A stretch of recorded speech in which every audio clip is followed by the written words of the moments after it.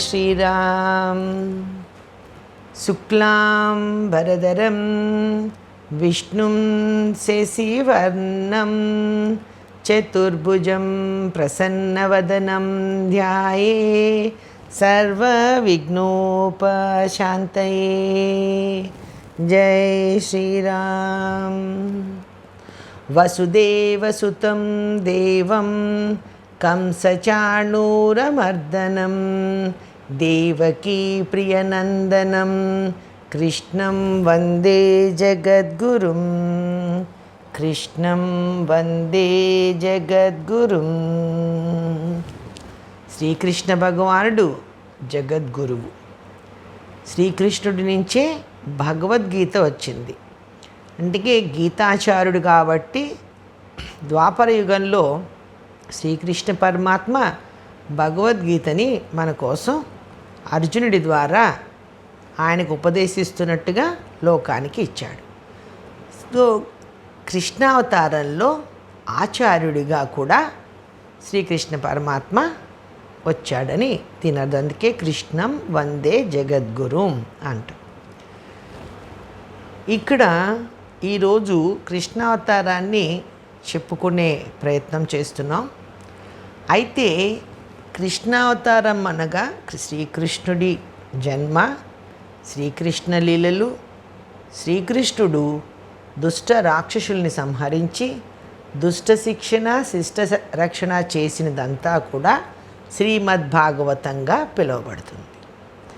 కృష్ణుడి చరిత్రే భాగవతం కనుక శ్రీకృష్ణావతారం అనగానే ముందు భాగవతం కిందన మనం తెలుసుకోవాలి. భాగవతం అంటే భాగవతులు ఎవరు? భక్తులు. ఆ భాగవతం శ్రీకృష్ణుడు విరాట్ స్వరూపుడు, సకల జగాలకు తండ్రి, జగన్నాథుడు, జగద్రక్షకుడు, విరాట్ స్వరూపుడు, అచ్యుతుడు అంటే చ్యుతి లేనివాడు కాబట్టి అచ్యుతుడు. చ్యుతి అంటే నాశనం లేనివాడు. అనంతమైన గుణాలు కలిగినవాడు, అనంతమయుడు, మొత్తం అంతా తానే నిండి ఉన్నవాడు కనుక అనంతుడు అని స్వామి పిలువబడతాడు. సహస్ర శీర్షాన్ సహస్ర బాహువాన్ సహస్ర పాదాన్ అని పురుష సూక్తంలోనూ విష్ణుస్తుతి ఉంటుంది. అంటే 1000 శిరస్సులు కలిగి 1000 బాహువులతో 1000 పాదాలతో శ్రీ మహావిష్ణు యొక్క విరాట్ స్వరూపం ఉంటుంది. ఆ అనంతమైన అవ్యయమైన ఆ స్వరూపం నుంచే సకల లోకాలు, బ్రహ్మాండాలు, సమస్త సృష్టి, చతుర్దశ భువనాలు, స్థావర జంగమాత్మకమైన ఈ ప్రకృతి అంతా కూడా వచ్చింది. అది ఆ రకంగా సృష్టి స్వామి నుంచి, స్వామిలో నుంచి సృష్టి జరిగింది. చతుర్దశ భువనాలలో ముఖ్యమైనవి ముల్లోకాలుగా మనం చెప్పుకుంటాం. స్వర్గలోకం, పైలోకాలలో అన్నీ కలిపి స్వర్లోకం, భువర్లోకం, భూలోకం, కిందది అన్ని కింద లోకాలన్నీ కలిపి భువర్లోకం అంటాం. ఇలా స్వర్గ, మర్త్య, పాతాళం అని కూడా మరొక పేరుతో ఉంటాయి. ఇవి ముల్లోకాలు. ఇందులో మర్త్యలోకం అంటే మానవ లోకం. ఇక్కడే ఈ మానవ రూపంలోనే భగవానుడిని సేవించగలగడం, గుణత్రయంతో జీవులు అంటే మానవులు జన్మించి పూర్వజన్మ పాప పుణ్య ఫలాలతో ఆ జన్మలో చేసిన కర్మల యొక్క ఫలితాలను తరువాతి జన్మలలో అనుభవించడం జరుగుతుంది. అలాగే భగవంతుని అనుగ్రహం కోసం, ముక్తి మోక్షాన్ని పొందడం కోసం, అంటే ముక్తి మోక్షం అంటే ఏంటి? మరు జన్మ అన్నది లేకుండా ఉండటం కోసం చేసే ప్రయత్నానికి ముఖ్యమైనది మానవలోకం, మానవ జన్మ. ఇటువంటి అద్భుతమైన ఈ మానవ శరీరాన్ని, మానవ జన్మని మనకిచ్చిన భగవానుణ్ణి, శ్రీకృష్ణ భగవానుణ్ణి, శ్రీహరిని ఎల్లవేళలా స్మరిస్తూ మనం చేసే పనులన్నీ కూడా ఆ స్వామి కోసమే, ఆ స్వామికే అని ఎప్పుడైతే ఎవరైతే భావిస్తారో వారు భగవంతుడికి దగ్గరవుతారు. అప్పుడు వాళ్ళని భాగవతులు అంటాం. ఇది ప్రముఖంగా భగవంతుని చేరే మార్గం. అందుకని యజ్ఞాలు, యాగాలు, యోగాభ్యాసం చేయడం అన్నమాట, ప్రాణాయామం ఇలాంటివన్నీ ఉంటాయి.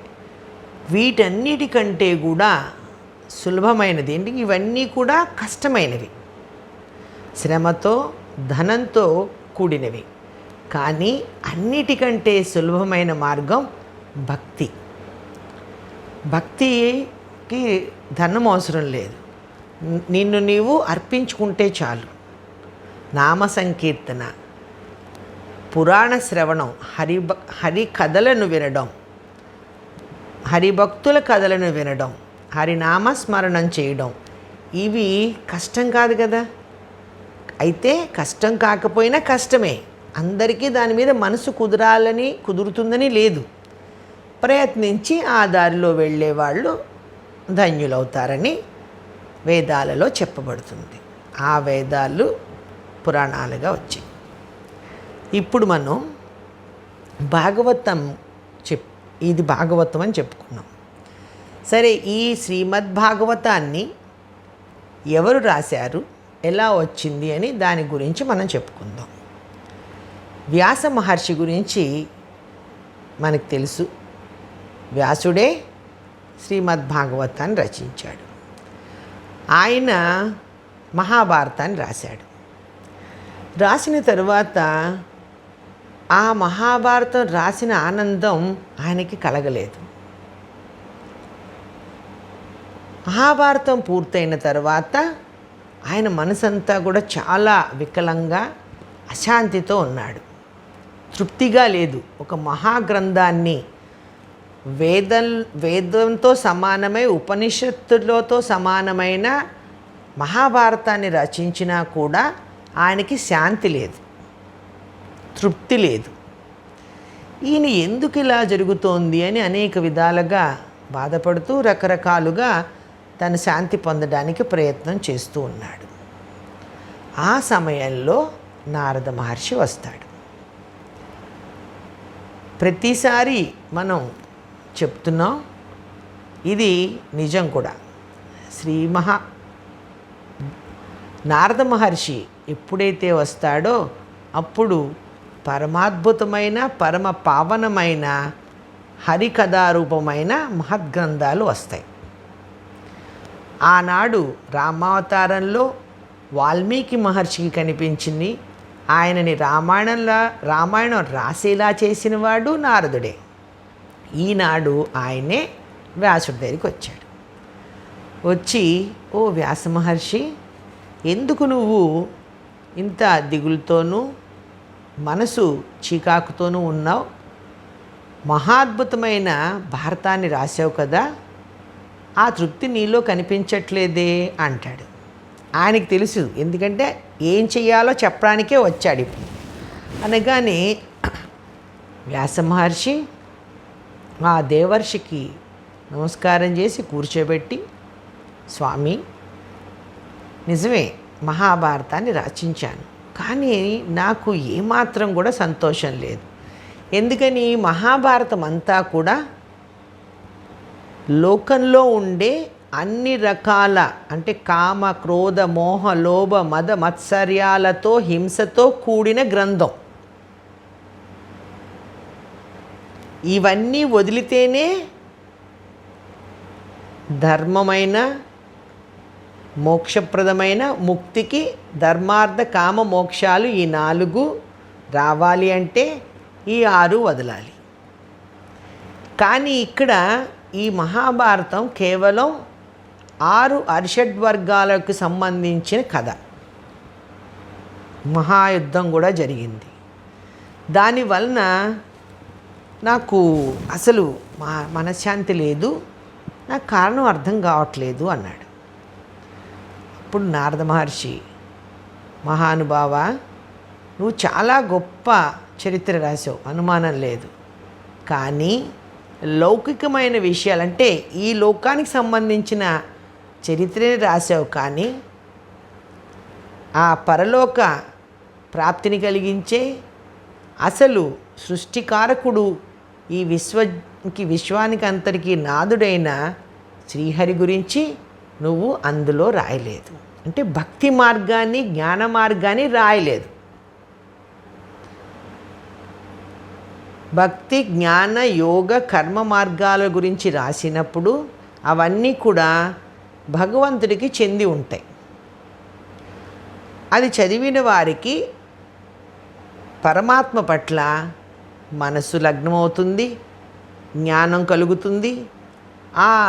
అలా కలిగిన తర్వాత వారి అజ్ఞానం అనేది పటాపంచులవుతుంది. మనసు శ్రీహరి పాదపద్మాల మీద నిలకడగా నిలబడుతుంది. ఇవన్నీ నువ్వు భారతంలో రాయలేదు కదా.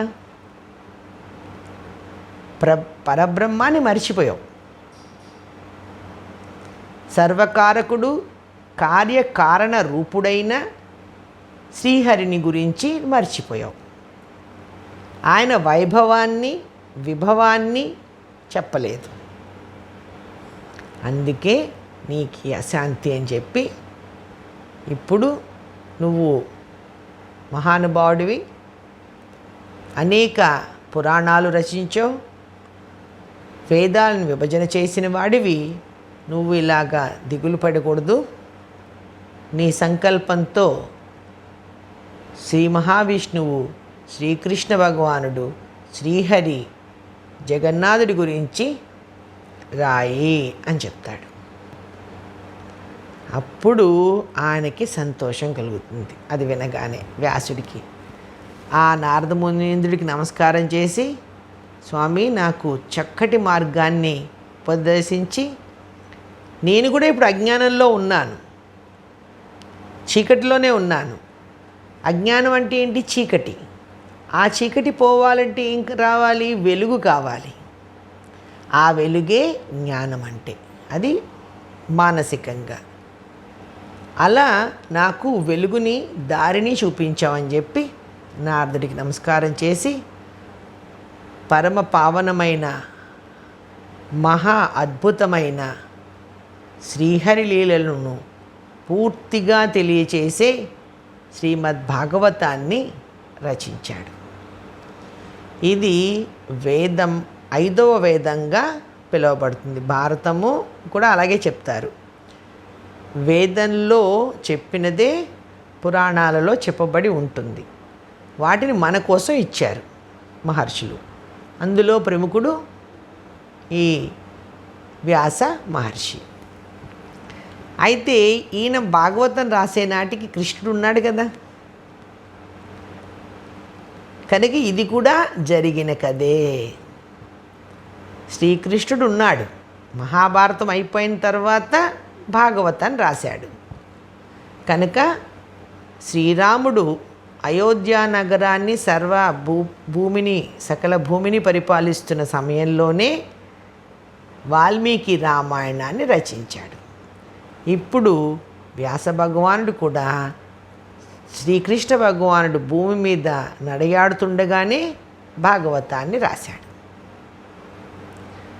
అప్పటికి శ్రీకృష్ణుడి లీలలన్నీ కూడా అందరికీ తెలిసినవే, అంటే జరిగినవే రాశాడు.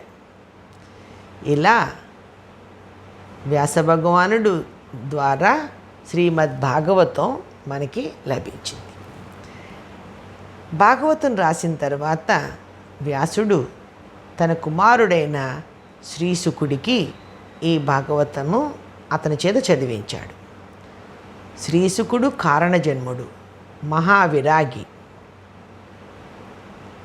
ద్వంద్వభావాలు లేనివాడంటే నేను అన్న భావన లేదు. బయట ప్రపంచాన్ని చూస్తాడు కానీ అవి ఏవి ఆయనలో వెళ్ళవు. అటువంటి గొప్ప విరాగి అవధూత. అవధూతల్ని వారు ఏ సంగత్యం ఉండదు. మన దగ్గర ఇలా కూర్చుని ఉంటారు, కానీ ఏది వాళ్ళతో వెళ్ళదు. వాళ్ళలోకి వెళ్ళదు. అటువంటి వారి మనసు ఎల్లవేళలా పరమాత్మ యొక్క పాదాల మీద నిమగ్నమే ఉంటుంది. అటువంటి గొప్ప యోగి సుఖయోగి. ఆయన భాగవతాన్ని చక్కగా చదువుతాడు. ఎందుకంటే విష్ణు హృదయుడు కదా ఆయన, అందుకని ఆయన దాన్ని చాలా చక్కగా ధారణ చేస్తాడు. ఈ శ్రీ శుకుడి నుంచి భాగవతం పరీక్షిత్ మహారాజుకి మొదట చెప్పబడింది. ఎందుకంటే భాగవతం శ్రీకృష్ణ అవతారాన్ని చెప్పుకునేటప్పుడు అది భాగవతం కనుక దీనికి ఈ భాగవతం రావడానికి, ప్రపంచానికి తెలియడానికి కారణమైన సంఘటనలను, విషయాలను మీకు చెప్పడానికి కోసమే ఇవంతా చెప్తూ ఈ భాగవత పూరితమైన శ్రీకృష్ణ లీలలను తెలిపే శ్రీకృష్ణ అవతారాన్ని ఇప్పుడు ఈరోజు మనం చెప్పుకోబోతున్నాం. అందుకే ఇదంతా మీకు వివరించాను. జై శ్రీరామ్.